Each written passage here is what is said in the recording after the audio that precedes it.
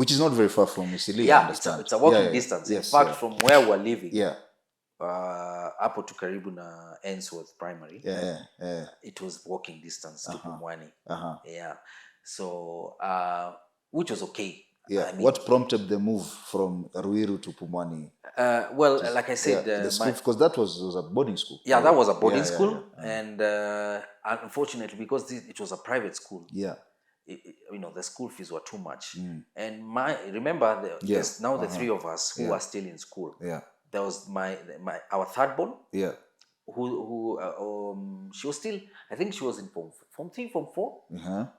She was in form 4. She was doing her form 4 by the time I was going to. Yeah, by the time I was transferring to Pumwani. So you see, my sisters are paying school fees for three of us. Yeah, and my brother is still in primary school. Yeah, in fact, he was in class 8 at that particular time. So, so they had to do something about it. Yeah, and because the school, the school fees are a bit high. Yeah, yeah. So they looked for a school. My big sister looked for a school, and she got Pumwani Boys. Yeah, okay. So that's how I ended up in Pumwani. Yes, yeah. And also my brother, when he did his KCPE, he joined me in Pumwani. Pumwani, okay. Yeah. Yes, yeah. In fact, I think he had already joined Pumwani by the time I was going there. But you see, because I had to repeat. You joined at Form 2, you said. Yes. Okay. Exactly. Okay. So me, I joined in Form 2 second term. Yeah. He had already joined Form 1. Yeah. So I found him there. Yeah. So we continued with life. Yeah. And now at that time, we'd started. Some of the friends we had left while we were in 6th Street. We became friends again, and then we gained some new friends, and then now we started. We had a bit more. My sisters were not very harsh on us, so they would allow us even to go for clubbing. Yes, while we were still in high school.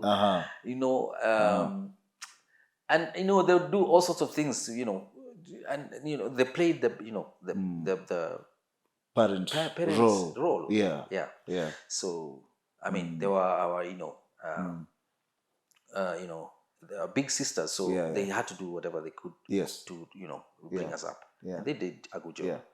They did a really good job. So I think that is when music kind of started gaining some sort of interest in me. Yeah. Because we'd go for jam sessions. Yeah. Man, let me cut you short. Yes. I've listened to your story. Yes. It's in a way it's quite similar to my story, to be honest, but that's for another day. I think that family separations do a lot of damage. Big damage. And the 90s was quite a time for these things. Yeah. The 90s, Absolutely. A friend of mine, a writer called Billy Kahora, yes, wrote a story a while ago on Buruburu, where he grew up. And he writes about now the families there. Yes. Who are supposed to be middle class, but then in the 90s things are changing, the place is changing. There's a sort of breakdown, and families are breaking down. Yes. But then there's a line I remember, it says, maybe there's a way in which our parents' generation, there's a way in which they were just too serious. Yes. About this postmodern, this post-colonial city life that they didn't grow up in. Exactly. But they have children to raise in this. Yeah. So most of them didn't know maybe what they needed to do. Yes. Right? And they just took out the frustrations in the way that they did.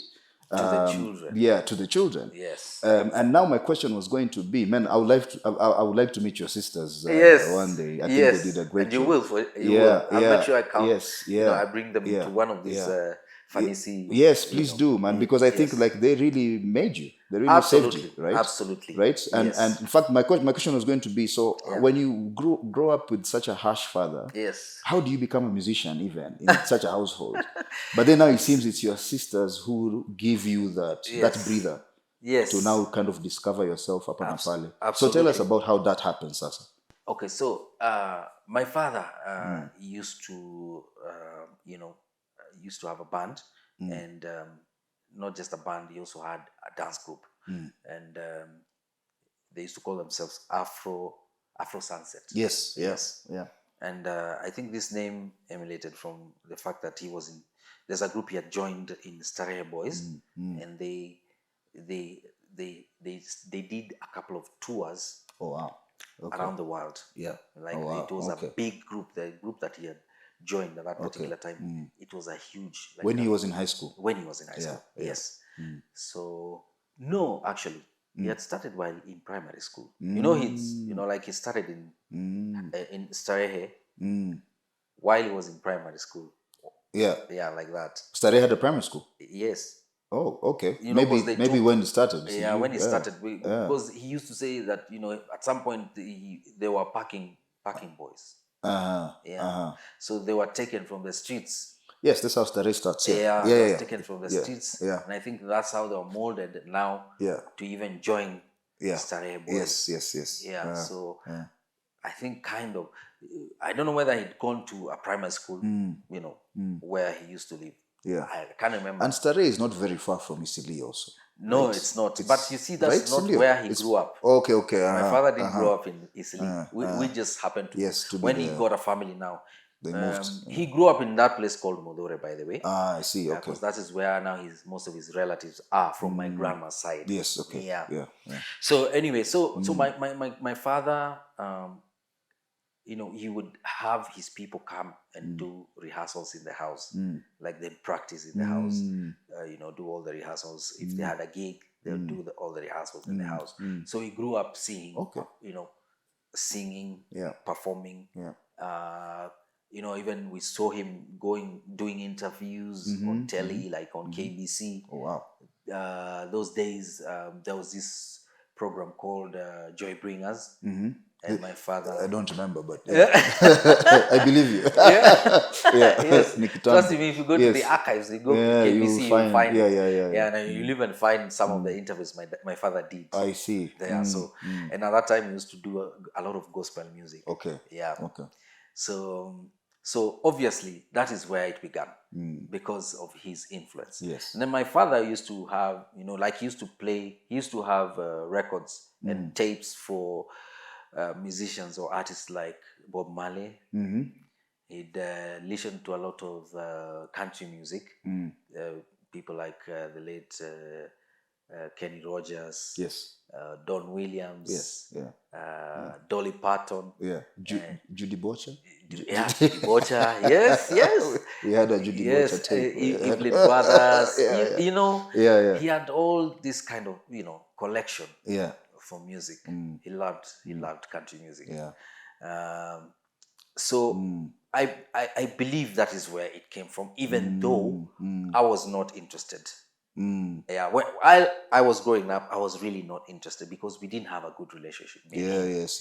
So my brother looked like he had the interest. Because my brother... What were you interested in, you yourself? And what were you listening to also? I don't know. That time, music would listen to what was there on radio on KBC. Okay. And KBC had a lot of mixture of music. But what I can remember vaguely is they at that particular early 80s, we go towards the 90s, they would play a lot of South African music. People like Chico. It was the time. People like even Brenda Fassie came. She was there, but she came later. And then there was guys like what's the name? Yvonne Chaka Chaka. Yes. And then there was those guys, who'd play. What was their name? I'm forgetting their name, but there used to be a group. They used to play a lot of music. I'm forgetting the name, but there was a lot of You could tell even the early groups, the urban contemporary music in Kenya. Yes, you could tell they were influenced by South African music. Absolutely, Lunasi, Jabali, and such. Also Helen Mtawali. Exactly. Achenga Bura. Yes, most of their stuff was very much South African influenced. And then there was also Congolese music, which was very popular. Of course. That time. Yes, Akinas Jitabule. Yes. Even Franco, TPOK Jazz, TPOK Jazz, all these bands. Yes, There were so many Congolese bands then. And then there was also some Nigerian music. Even then, we had Nigerian music. Yeah. Because I remember, like one of the most memorable song I have in my mind is Zangalewa. Zangalewa. Zangalewa, I think, was from Cameroon. It was from Cameroon. I think it was from Cameroon. But then you had this. I could be wrong. We could check. But then we remember Utna. Yeah. Remember Utna and the Organization of African Union, which is now AU. Yes. I think it's what really opened people of that time, eyes to music from other parts of the continent. Absolutely. Yeah. There was a lot of music from Cameroon there also. Yes. Remember guys like Samfan Thomas? Yes. Right? Yeah. Osibisa.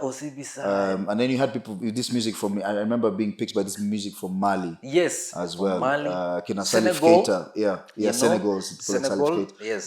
Yeah. By the way, that program, Utna. Yes, Utna. Yeah, Utna was very influential. Very, very influential. So I grew up listening to that. And then now, come early 90s, we started listening to a lot of, before there was funk music. Yes. Funk music, and there was a lot of European kind of, I don't know what to call it. But there was a lot of music from the European, whatever, and then there was now American music, which now really dominated. Yes, and that's when now we started listening to R&B and hip hop, especially in the 90s, especially in the 90s now. So guys like Snoop, Tupac, B.I.G.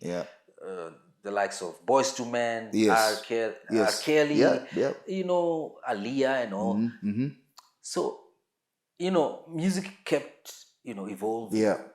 And as we grew, we also grew up with that kind of influence from the West. And so when I cleared high school,